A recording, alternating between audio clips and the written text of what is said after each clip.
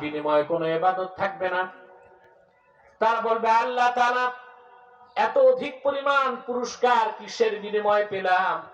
আল্লাহ বলবেন, রে বান্দা, দুনিয়ায় তোদের যে দোয়াগুলো কবুল করি নাই তার বিনিময়ে আজকে পুরস্কারগুলো দিয়ে দিলাম।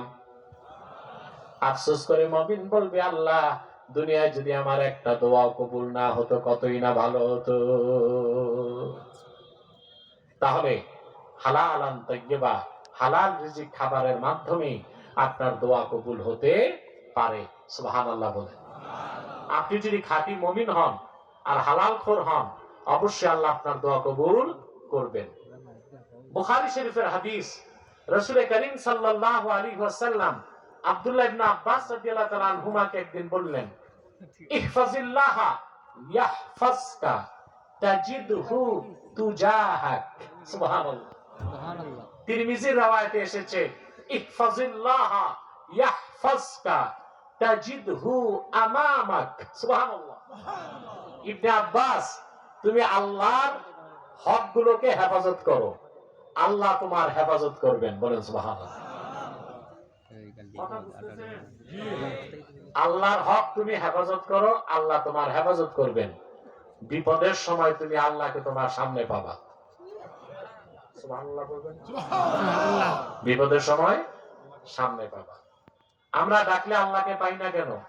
আমাদের রিজিকে কি সমস্যা? আমি একটা হাদিস শোনাচ্ছি আপনাদেরকে। ইমামে ফখরুদ্দিন রাজি তাফসীরুল কাবীরে সূরা আর রহমানের তাফসীর করতে যে হাদিসটি উল্লেখ করেছেন, রাসূল করিম সাল্লাল্লাহু আলাইহি সাল্লামের জলিলুল কদর সাহাবী হযরত যায়েদ ইবনে হারেসা রাদিয়াল্লাহু তাআলা, নাম শুনছেন না? কোরআন শরীফে সরাসরি আবু বকর সিদ্দিকের নামও আসে নাই, কিন্তু যায়েদের নামটা আসছে।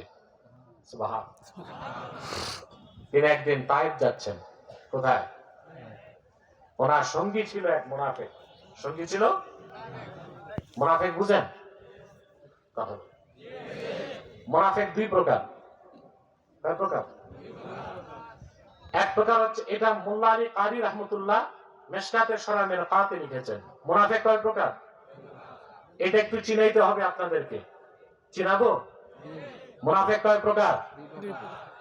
এক প্রকার হচ্ছে কাফের মুনাফিক, আরেক প্রকার হচ্ছে ফাসিক মুনাফিক। আম্মাল মুনাফিকুল কাফির ফাহুয়াল্লাযী আবতানাল কুফরা ওয়া আযহারাল ইসলাম। যে লোক অন্তরে কুফরকে গোপন করে আর ইসলামকে দেখায়, ওই লোকটা কাফের মুনাফিক। আরেক প্রকার লোক আছে, ব্যক্তি হিসেবে মুসলিম কিন্তু চরিত্রটা মুনাফিকের মতো। বাংলাদেশে কোন মুনাফিক বেশি? কাফের মুনাফিক না ফাসিক মুনাফিক? ব্যক্তি মুসলিম, ব্যক্তি কি মুসলিম, খাসলত কাদের? আল্লাহর হাবিব ইরশাদ করেছেন সহিহ বুখারীর হাদিস, আরবাউন মান কুন্না ফীহি কানা মুনাফিকান খালিসা। চারটি খাসলত যার মধ্যে একত্রিত হবে সে নির্ভেজাল মুনাফিক। সে কি? চারটার একটাও যদি থাকে মনে করতে হবে তার মধ্যে মুনাফিকি আছে। হাত্তা ইয়াদাহা, যতক্ষণ সে সেই খাসলত বাদ না দেয়। ইযা তুমিনা খানা ওয়া ইযা হাদাসা কাযাবা ওয়া ইযা আহাদা গাদারা ওয়া ইযা খাসামা ফাজার। তাকে যখন আমানতদার বানানো হয় সে আমানতের খেয়ানত করে, যখন কথা বলে মিথ্যা বলে, যখন ওয়াদা করে বরখেলাপ করে, যখন বাকবিতণ্ডা করে, অশ্লীল ভাষায় গালিগালাজ করে। এটা হচ্ছে ফাসিক মুনাফিকের খাসলত। প্রথম কি? আমানতদার বানালে খেয়ানত করে। কথা যখন বলে, মাতো না ভাই, আমরা কি মাহফিলে না কবরস্থানে? তো বুঝবো কেমন? যখন কথা বলে, যখন ওয়াদা করে, যখন বাকবিতণ্ডা করে। সিলেটবাসী তোমরা বীর জাতি, শাহজালালের উত্তরসূরি। যদি ভয় না থাকে সত্য করে বলো, মুনাফিকের এই চারটা খাসলাত অতি মাত্রায় বাংলাদেশে কোন শ্রেণীর মধ্যে পাওয়া যায়? রাজনীতিবিদদের মধ্যে এরা আমানতের খেয়ানত করে, কথা বলে, মিথ্যা বলে, ওয়াদা করে, বরখেলাপ করে। যখন সংসদে এরা বক্তব্য দেয়, একজন আরেকজনের 14 গোষ্ঠী উদ্ধার করে। যখনই আপনার সংসদে যায় শপথ বাক্য পাঠ করে, তখন হয় আমানতদার। তবে শপথ বাক্য যা আছে বাংলাদেশে, এটা পড়লে আর মুসলমান থাকা যায় না, এটা বদলাতে হবে।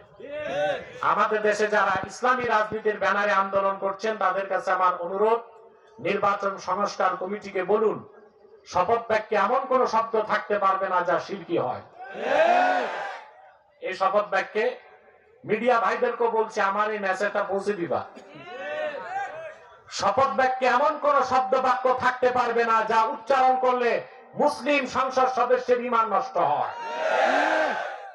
আমাদের শপথ বাক্যে পড়ানো হয়, আমি বাংলাদেশের প্রতি অকৃত্রিম বিশ্বাস ও আনুগত্য পোষণ করছি।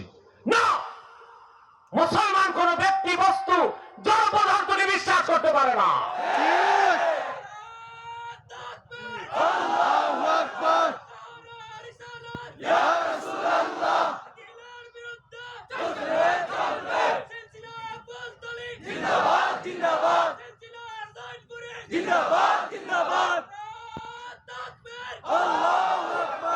সম্মানিত সুধী,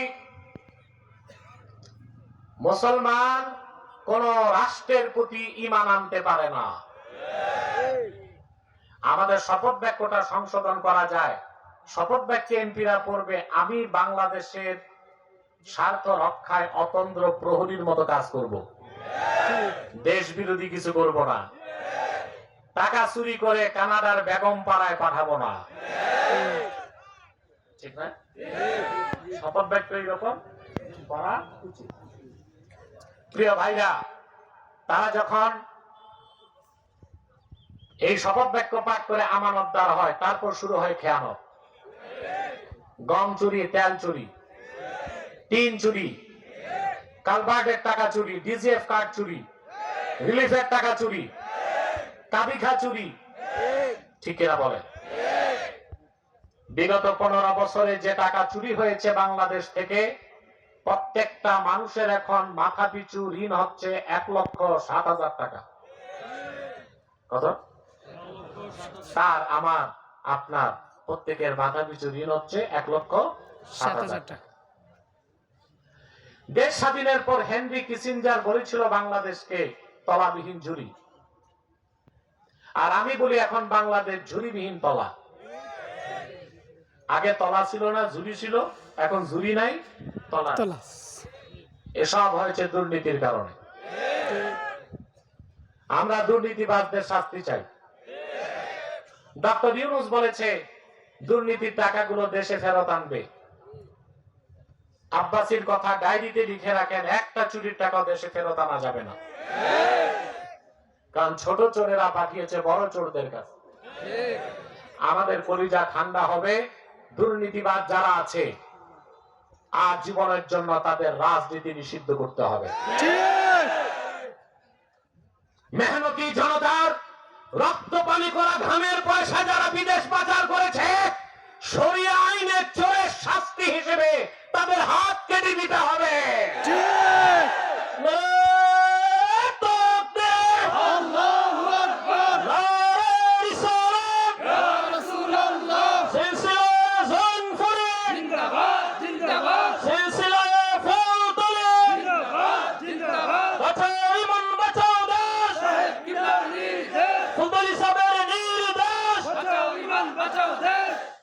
আল্লাহ কবুল করুন, আল্লাহ মঞ্জুর করুন। সম্মানিত সুধী, তাহলে দুর্নীতিবাজদের বিচার, শাস্তি হোক আপনারা চান, কিন্তু প্রচলিত ত্রুটিপূর্ণ আইনে দুর্নীতিবাজের বিচার হতে পারে? কথা বলেন। এই যে যারা এখন জামিন পাবে, ওরা তো আবার নির্বাচনে ঢুকবে। এইরকম একটা আইন হওয়া উচিত, দেশ স্বাধীনের পর থেকে আজ পর্যন্ত সুস্পষ্ট ভাবে যাদের কারাপশন, দুর্নীতি প্রমাণিত হয়েছে, তারা কখনোই বাংলাদেশের পার্লামেন্ট নির্বাচন করতে পারবে না। এই চোরেরাও ঠিক হয়, সামনে যারা চুরি করার খায়েশ আছে তারাও বিফল। ঠিক কিনা? শুধু সংস্কার সংস্কার করেন ভাই, কার্যকর সংস্কার লাগবে। ঠিক না? ঠিক। তাহলে যে কথা বলছিলাম, এরা আমানতদার হয়, পরে কি করে? খেয়ানত করে। যখন কথা বলে মিথ্যা বলে। অধিকাংশ নেতা মাইক নিয়ে আপনাদেরকে তৈলমর্দন করে